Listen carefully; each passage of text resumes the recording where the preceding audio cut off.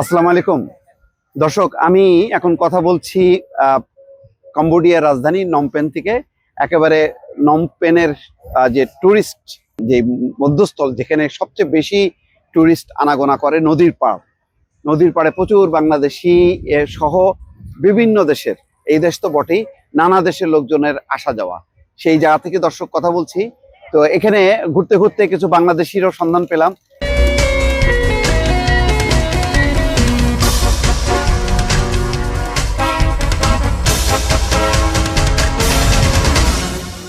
দেখেন আমার সামনেই বাংলাদেশি এই যে আছেন, দেখেন বাংলাদেশি আছেন। এই যে ভাইকে পেলাম নদীর পাড়ে, তিনি ছোলামুড়ি এটা জি ঝালমুড়ি বলা হয়।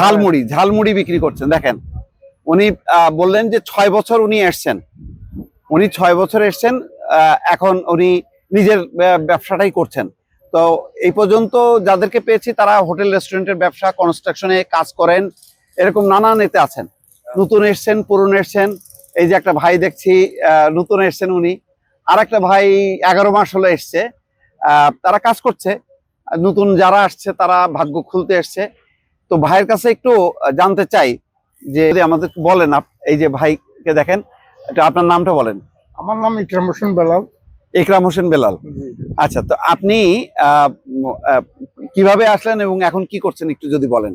আমি তো পাঁচটা আমি সৌদি আরব ছিলাম, দুবাই ছিলাম, বাহরাইন ছিলাম, আচ্ছা, ওমান ছিলাম। এখন কম্বোডিয়া আসছি প্রায় 6 বছরের, প্রায় 3 মাস বাকি আছে, চলতেছে। এখন আমি আগে রেস্টুরেন্ট চালাইছি, আমার হোটেল ছিল। এখন আমি হোটেলের কাজ ছাইরা দিয়া একটা প্ল্যাটফর্মে 21 মাস কাজ করছি।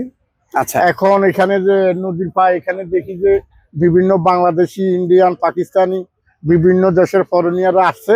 আচ্ছা, এই জন্য এখানে একটা ঝালমুড়ির দোকান দিছি নতুন করে, আমি স্টার্ট করছি। কতদিন হলো আপনার এই ব্যবসাটা কতদিন হলো? এই ব্যবসাটা আমি আসলে বেশি দিন চালু করি না, প্রায় 3-4 মাস ধরে শুরু করছি।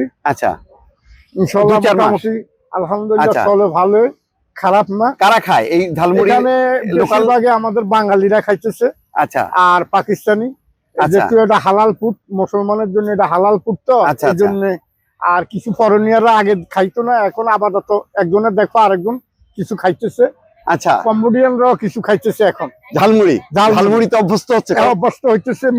তারা স্পাইসি খায় না, মানে ওটা মরিচ ছাড়া তারা ঝালমুড়ি খায়। আচ্ছা, এই জন্য হ্যাঁ এই অবস্থায় আছি। মোটামুটি আলহামদুলিল্লাহ খারাপ না, চলতেছে। আচ্ছা, যাই হয় আলহামদুলিল্লাহ আমার এই মোটামুটি চলে।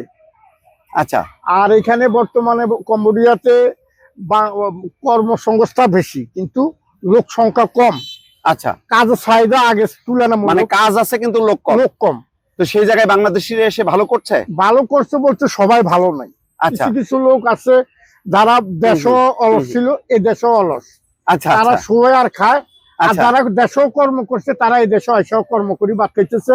আচ্ছা, বিভিন্ন কনস্ট্রাকশন আছে, গার্মেন্টস ফ্যাক্টরি আছে, জুতা ফ্যাক্টরি আছে, বিভিন্ন ফার্নিচার ফ্যাক্টরি আছে, কাজ করতেছে আমার জানা মতে।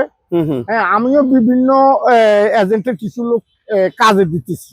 আচ্ছা, কিন্তু এখন বর্তমানে যে কাজে দিমু, লোক পাইতেছি না, কাজের অভাব নেই। কিন্তু সর্বনিম্ন বেতন $350। লোক পাচ্ছে না, কিন্তু প্রচুর বাংলাদেশি তো আসতেছে। বাংলাদেশি যেগুলো আসতেছে তিন ডাবল কাজ এখন মার্কেটে আছে। সায়নারায় বিভিন্ন ফ্যাক্টরি, তাহলে যে বাংলাদেশিরা আসতেছে তাদের কাজের অভাব নাই, কিন্তু লোক নাই। বিভিন্ন লোকে আবার সমালোচনা করে দেশে কাজ নাই। ওই যারা শুয়া খায় তাদের জন্য তো কাজ থাকবে না। আচ্ছা, তারা তো এমনি দেশও অলস, এই দেশও অলস। আচ্ছা, আর যারা দেশও কর্ম করছে, এখানেও করে, বিভিন্ন জায়গায় করে, তাদের জন্য কাজের অভাব নেই। কথা বুঝছেন? আচ্ছা। আর কিছু সিটার বাটফার আই গেছে নতুন করে ইদারিং। এই টাউট বাটফার দেশেও আসিল, টাউট বাটফার এই দেশেও আইসা টাউট বাটফারি করি খা।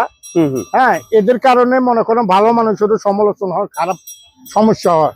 আচ্ছা, তো যাই হোক, এই টাউট বাটফারের থেকে আমি সকল বাঙালিদেরকে বলবো দূরে থাকার জন্য। আচ্ছা, হ্যাঁ, কাজকর্ম করো, সিটারি বাটফারি থেকে দূরে থাকুক। আর আমার ঝালমুড়ি এখানে আমার বিভিন্ন বাঙালি ভাইরা খাইতেছে, বিভিন্ন পাকিস্তানি ফরেনিয়াররা খাইতেছে। আচ্ছা, আমি বাঙালি হিসাবে দিছি। আর বাকিটা আল্লাহ পাকে যে কতদিন আমার রিজিক রাখে, আসি এখানে, আসি এটা নিয়ে ব্যস্ত আছি। যেহেতু আমি বয়স্ক মানুষ, অন্য কাজ তো আর করাটা সম্ভব কোথায় না। দেশের বাড়ি কোথায় আপনার? আমার দেশের বাড়ি হলো লক্ষ্মীপুর রায়পুর থানা। আপনার নাম? আমার নাম ইকরাম হোসেন বেলাল। আচ্ছা, ইকরাম হোসেন বেলাল, বেলাল হাওলাদার, লক্ষ্মীপুর রায়পুরা রায়পুর। বাড়ি।